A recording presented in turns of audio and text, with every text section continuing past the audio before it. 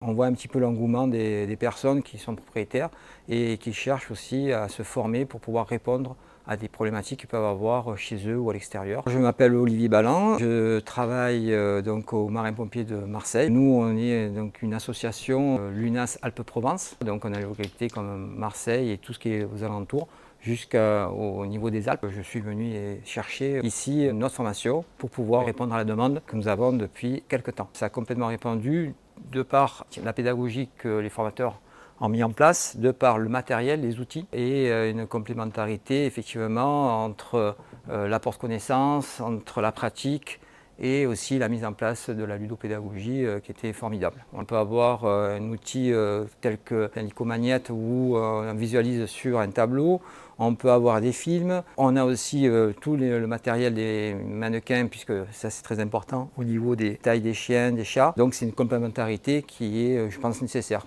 puisque du coup on visualise par plusieurs canaux. C'est quelque chose de très bien fait parce qu'on nous présente déjà en amont la formation en expliquant effectivement le pourquoi du comment, avec une vidéo qui nous permet en même temps de visualiser ce qu'on doit faire.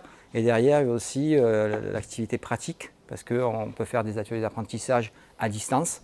Et lorsqu'on arrive, on sait de quoi on va parler, on sait comment faire plus ou moins.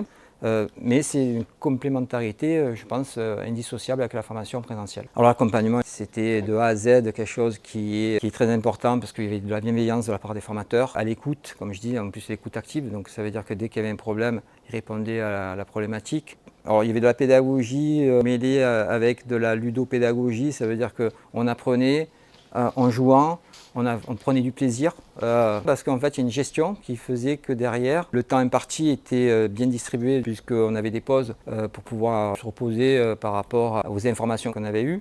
Donc c'était une pause stratégique par rapport à ça. On n'a pas vu le temps passer. Donc si on n'a pas vu le temps passer, c'est que c'était suffisant vis-à-vis de la longueur. Mais avec tout ce qu'on a appris et le matériel qu'on va commander, dès qu'on a une possibilité, il faut se lancer de toute façon. Il faut se lancer et après ça, à force d'en faire, pour allègrement aller, on va dire, de formation en formation. C'est toujours ce moment d'hésitation parce qu'on franchit un pas, on ne sait pas où on va. On peut être aussi défaillant par rapport à la partie des techniques, donc on ne se sent pas légitime. Mais le fait d'être accompagné avec bienveillance, avec aussi le fait d'être empathique envers les participants. On va dire aussi la progression qui est logique, qui prend du temps, font qu'à la fin, en fait, vous allez voir, puisque tout se passe sous forme, on va dire aussi de plaisir à prendre, et tout est fait pour que, à la fin, l'objectif soit atteint. Donc, venez, soyez ambitieux dans ce que vous allez faire, mais en même temps, tout est mis en place pour que vous allez réussir.